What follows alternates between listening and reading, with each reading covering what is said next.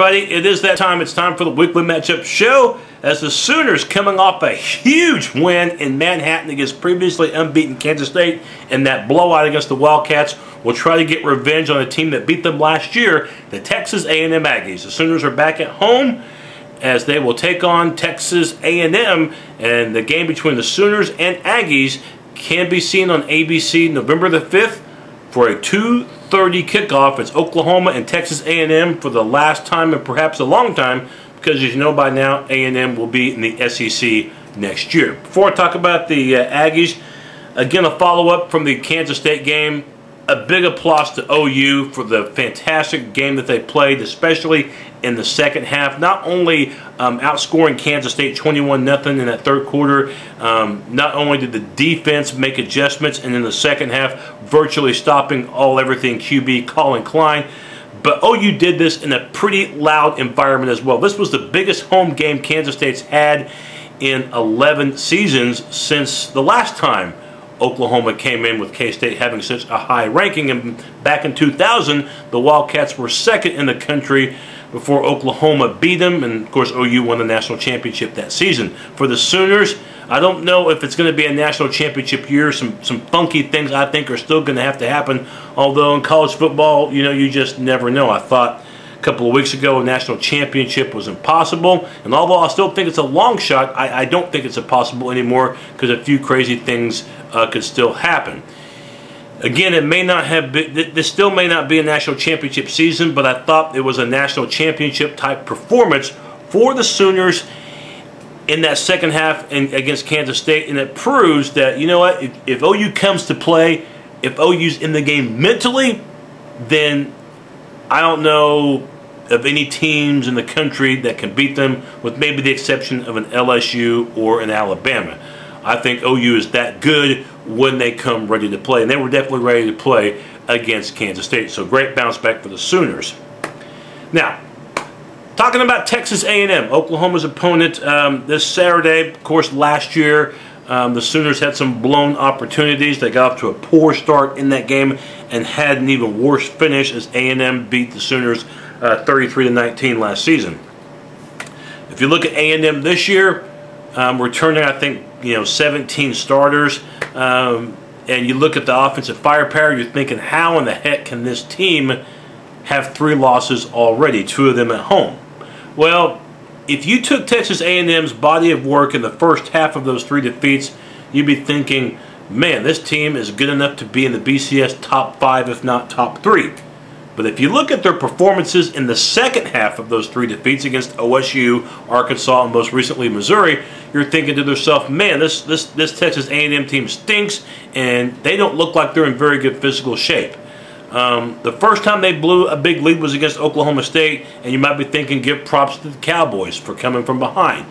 But when you blow double-digit leads in the second half 3 times, and we haven't even entered the first Saturday of November yet, you're thinking, man, what is wrong with that squad? And again, I think they're not in as good a physical shape as some of the other teams in the league, in particular the really good ones, especially in particular the really good offenses. And you're looking at A&M and you're thinking, man, this team should be ranked in the top 20. They shouldn't have 3 losses on their slate. What can they do? And I think the one thing they're going to have to count on this Saturday against the Sooners, they're going to have to get off to a really good start, which for this A&M team has not been a problem, but they're also going to have to get turnovers too, because I realistically believe that if the Sooner offense comes ready to play, they're going to attack that A&M pass defense, which is flat awful. And it doesn't matter to me if this is a ball game entering the third quarter, considering that A&M has had problems in the third and fourth quarters. I'm not going to have too much worry, because I know that the Sooners are going to pull away from the Aggies or come from behind. Until a team can prove to themselves and everybody else that they have corrected the big issues on the team, which for A&M this year has been holding on to halftime leads, you can't think that it's going to change. And for A&M for 3 games, it hasn't. And that's why they've been one of the biggest disappointments. Offensively, they're loaded. They're backfield with Michael and with Gray. The receivers with Swope, with Wachiku, And with Fuller and the quarterback, Ryan Tannehill, a terrific athlete, and high-quality offensive linemen, there's no way this team should be where they're at right now, which is unranked and already 3 defeats on the schedule, 2 of them in Big 12 play. And remember, A&M still has Texas left. They still have Kansas State left. You know, for the Texas, and of course they have OU this Saturday. So, you know, we think 3 losses are a lot for this Aggie team, and there were so many high expectations entering this year, including possibly a BCS bid, if not a Big 12 championship. And for them to be where they're at right now, and for the Aggie fans, I know it's got to be hard to swallow. Let's go ahead and highlight the 4 keys to the game. Key number 1, harped on a little bit for OU. It's one thing to bend, but it's another thing to break.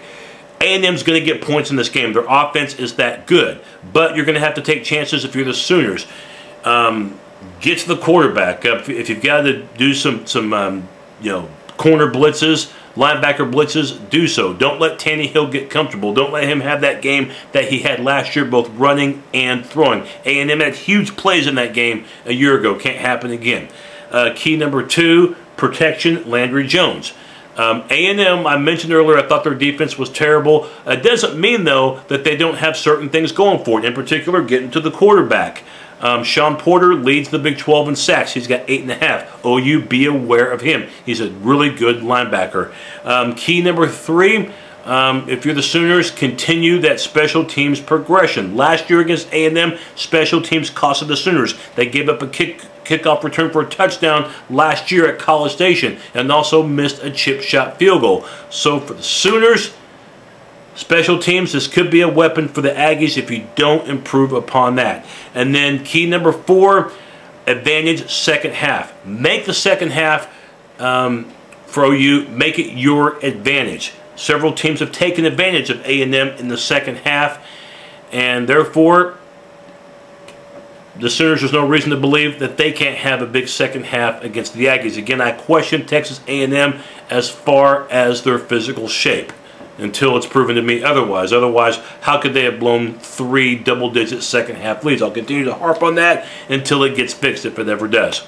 My final thoughts on this game, look, Texas A&M, offensively, they're fun to watch because they've got speed and they've got talent. But as far as the whole, in particular, their defense, this is not a championship caliber team. And emotionally, it's going to take a lot for A&M to bounce back after that overtime loss last week to Mizzou. I think A&M is going to get points in this game, but Oklahoma is going to get more. I'm going to go 42-27, OU to win and OU to cover. And what will be the final matchup between these 2 teams for quite a long time, unless they meet in the bowl game down the road, because, again, A&M's leaving the Big 12 after this year. I'll have my post game either late Saturday or early Sunday.